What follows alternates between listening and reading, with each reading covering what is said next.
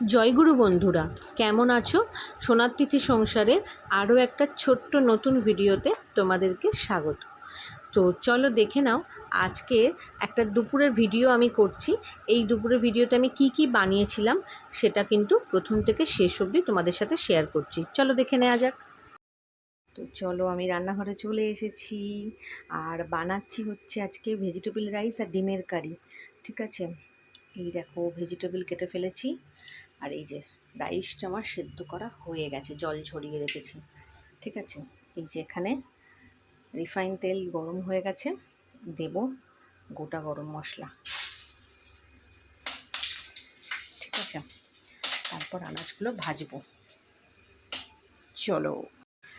চলো বন্ধুরা, আমি কিন্তু আজকে ডিমের কারি করব। তো মেয়ে আমাকে আজকে একটা হেল্প করে দিয়েছে, সেটা হচ্ছে এই যে ডিম আর আলুটার খোসাটা ছাড়িয়ে দিয়েছে। ঠিক আছে, আর আনাজ আমার কিন্তু অলমোস্ট ভাজা কমপ্লিট, দেখতেই পাচ্ছ। ঠিক আছে, এবার দিয়ে দেবো এই চালটা, দিয়ে মিক্স আপ করবো। আর এই যে একটু গোলমরিচ নিয়ে নিয়েছি, একটু গোলমরিচ গুঁড়ো দেবো, আর অল্প একটু চিনি দেবো, কারণ এটা ভেজ রাইস তো, তাই একটু মিষ্টি মিষ্টি হলে ভালো লাগে। তো চলো মিক্স আপ করে আবার দেখা হচ্ছে। তো দেখো, আমি কিন্তু মিক্সিংটা করছি, চালগুলো কিন্তু একদম একটা একটা আছে। আর দিয়ে দেবো একটুখানি সানরাইজের এই যে গোলমরিচ গুঁড়ো, কারণ কোনো ঝাল তো দিইনি, লঙ্কা দিইনি, তো চিনি দিয়েছি, নুন দিয়েছি, আর দিয়ে দেবো একটু গোলমরিচ গুঁড়ো। এটা একদম কিন্তু ঘরোয়া পদ্ধতিতে ভেজ রাইস। তোমরা কিন্তু এটা ভেবো না যে ভেজ রাইসে এটা কেন দেয়নি ওটা কেন দেয়নি, জানি না আর কী দিতে হয়। আমি তো জানো রান্নাতে একদম ঢ্যাঁড়স, তো ওই জন্য দেখে না। রাইসের কালারটা কিন্তু খুব সুন্দর এসেছে, আর দেখতেই পাচ্ছ একদম ঝরঝরে। তো এটা কমপ্লিট হলে তারপর ডিমের কারিটা করলেই আমাদের রান্না একটা ফিনিশ। ঠিক আছে, আমার ভেজ রাইস খেতে ভীষণ ভালো লাগে, বেশ একটু মিষ্টি মিষ্টি হবে। তা আমার মা করে খুব সুন্দর ভেজ রাইসটা। আমি এই ফার্স্ট টাইম করলাম, দেখা যাক কেমন হয় খেতে, মেয়ে কেমন বলে। খেতে বসে তখন আবার মেয়ের রিভিউটা তোমাদেরকেও দেবো। মেয়ে কী রিভিউ দেয় সেটা খেতে বসে তোমাদেরকেই শেয়ার করব তোমাদের সাথে। তো দেখো, আমি কিন্তু মিক্স আপটা করে ফেললাম। ভীষণ ভালো একটা গন্ধ ছাড়ছে, যেটা তোমরা বুঝতে পারছো না, বাট আমি বুঝতে পারছি। আর দেখতেও খুব সুন্দর হয়েছে, একটা কালারিং হয়েছে, খুব কমলা, সবুজ, সাদা সব মিলিয়ে একটা খুব সুন্দর কালার হয়েছে। তো আমি কিন্তু এই মিক্স আপটা করেই এই ডেকচিতে ঢেলে দেবো রাইসটা। ঠিক আছে, আর একটা হচ্ছে একটু সোয়া সস দেয়, আমার কাছে আছে, দেখি একটু দিই, তাহলে একটুখানি টেস্টটা মনে হয় ভালো হবে, তাই না? তো চলো, আমি একটুখানি অল্প করে একদম দেখো সোয়া সস দিয়েছি।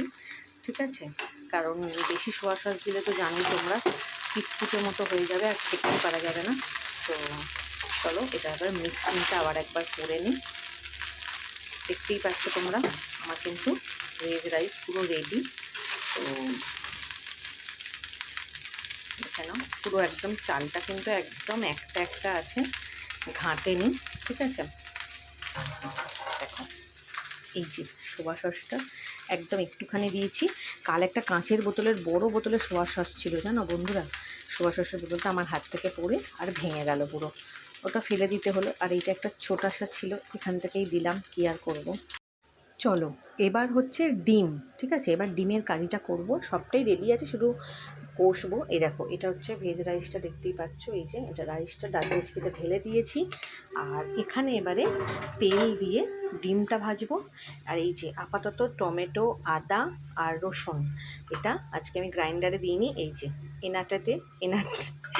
এটাতে ঘষে নিয়েছি, কারণ যাতে শর্টে হয়ে যায়। আর পেঁয়াজ কুচি করা হয়ে গেছে, পেঁয়াজ কুচিটাও দেবো ডিমের কারিতে। এবার ডিমের কারি আমার খুব ফেভারিট, আর মেয়েও খুব ভালোবাসে আমার হাতে ডিমের কারি খেতে, তো তাই জন্য চলো তেল দিয়ে দিই। এটা সর্ষের তেলে হবে, ওটা রিফাইন তেলে হলো, এটা সর্ষের তেলে হবে, কারণ ভেজ রাইসটা তো রিফাইন তেল আর ঘি। তো একদম পুরোপুরি ভেজ রাইস আলুর দম হলে তখন পুরোটাই ঘিয়েতে করলে ভালো হয়। তো যেহেতু আমি একটু আমিষের সাথে খাবো, তাই একটু রিফাইন তেলও অ্যাড করেছিলাম, আর অল্প নামানোর সময় একটু ঘি দিয়েছি, যাতে একটা ফ্লেভারটা খুব ভালো আসে।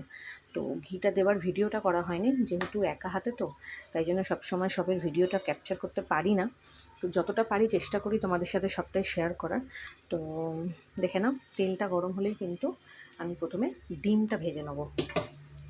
এই দেখো, এটা আজকে আমার মেয়ে আমার উপকার করেছে, ডিমটা ছাড়িয়ে দিয়েছে, তাতে আমার একটু উপকারই হয়েছে বলতে পারো। হয়নি বলো? এইটুকু উপকারটাও তো করে, তাই না? ওর কাল থেকে পরীক্ষা, তাই জন্য ভীষণভাবে মাইন্ডে ডিস্টার্ব হয়ে আছে, কারণ এত আমরা পড়া করছি যে ডিস্টার্ব মাইন্ডেই হয়ে আছে বলতে পারো। চলো ডিমগুলো ছেড়ে দিয়ে একটু লাল লাল করে ভেজে নেবো। ডিমের কারিতে না ডিমগুলোর এই যে লাল লাল ভাবটা, এটা আমার খুব ভালো লাগে খেতে। মানে ডিম অনেকে আছে কি যারা বাইরে ক্যান্টিনে খায়, মাঝে মাঝে দেখি যে তো দেখো আমি এটা ভাজতে বসিয়ে দিয়েছি। অনেকে কী করে, সেদ্ধ ডিমটাকে একটু স্লাইট কেটে নিয়ে ওতে তোমার হচ্ছে নুন আর কাশ্মীরি লঙ্কার গুঁড়ো বা হলুদ এগুলো দিয়ে ভাজি। আমি শুধুই ভাজি, কারণ বেশি কালারিং করার দরকার নেই। আর এমনিতেও যখন মশলার মধ্যে দেবে অলরেডি ডিমের কালার চলে আসে, তবে ডিমের ভেতরে কিছু ঢুকতে হবে এরকম কোনো ব্যাপার নেই। বাট ডিমটা বড্ড সাদা হয়ে থাকলে একটা দেখতে কেমন লাগে, সেই জন্যই একটু হালকা করে ভেজে নিই।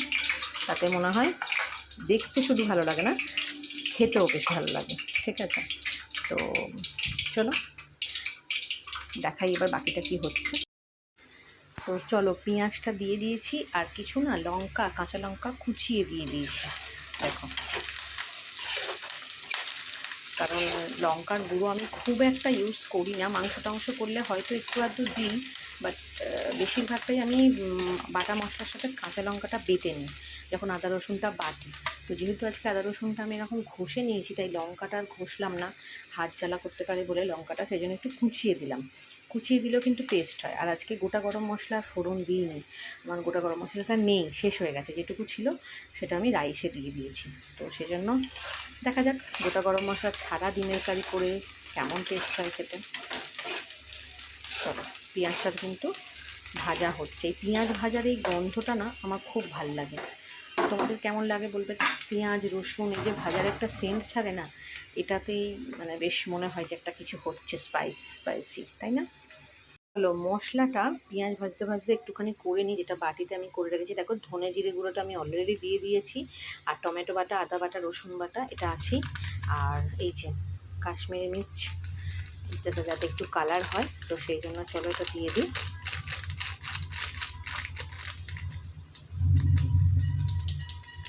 চলো, ঠিক আছে, আর দিয়ে দেবো হচ্ছে নুন।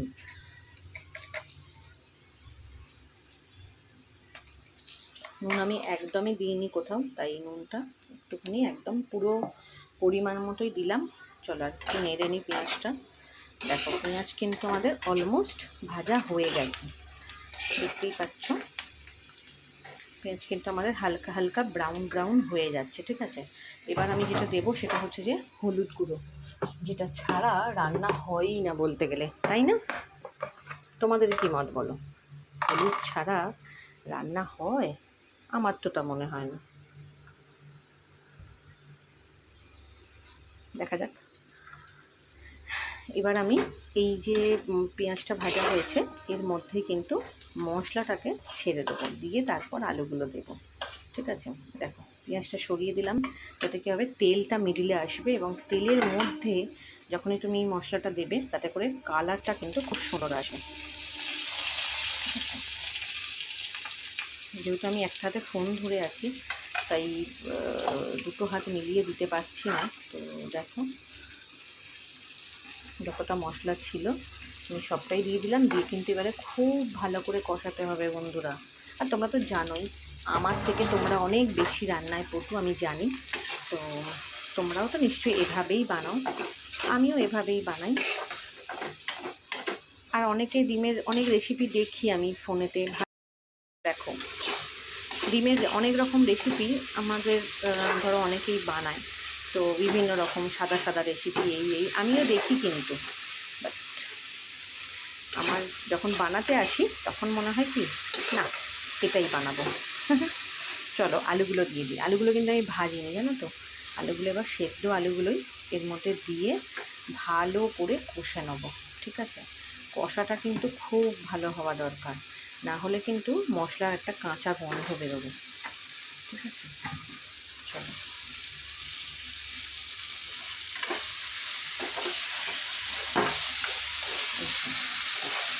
কি ভেজ রাইসের সাথে ডিমের কষাটা ভালো লাগবে তো? তোমরা কি বলছো? আর মেয়ে কি বলে সেটাই দেখার আছে। তো চলো, আমার কিন্তু ডিমের কারি বলতে পারো রেডি একদম ফাইনালি। ঠিক আছে, দেখে নাও। কি বন্ধুরা, দেখতে ভালো লাগছে তো?